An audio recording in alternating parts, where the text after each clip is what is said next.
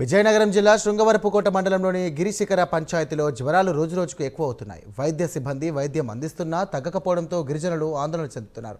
12 మంది చిన్నారులకు దద్దురులతో కూడిన జ్వరాలు వచ్చాయని, రక్త పరీక్షలు చేస్తున్నామని వైద్యులు తెలియజేశారు. ఈ నేపథ్యంలో ఎస్టీ కమిషన్ చైర్మన్ శంకర్రావు వైద్యం పొందుతున్న చిన్నారులను పరామర్శించారు.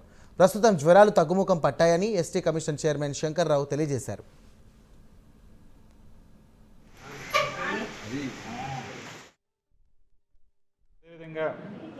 అదృష్టవశాత్తు ఈ ఫీవర్స్ మరింత సీరియస్గా పరిణమించకుండా సమయానికి వైద్య సేవలు అందుతున్నందుకు, అదేవిధంగా కంట్రోల్లో ఉన్నందుకు చాలా వాళ్ళని అభినందిస్తూ, అయితే ఒకేసారి ఫీవర్స్ ఎక్కడైనా ఒక లెవెల్ దాటి అబ్నార్మల్గా పెరిగాయంటే దాన్ని స్టడీ చేయాల్సిన అవసరం ఉంది.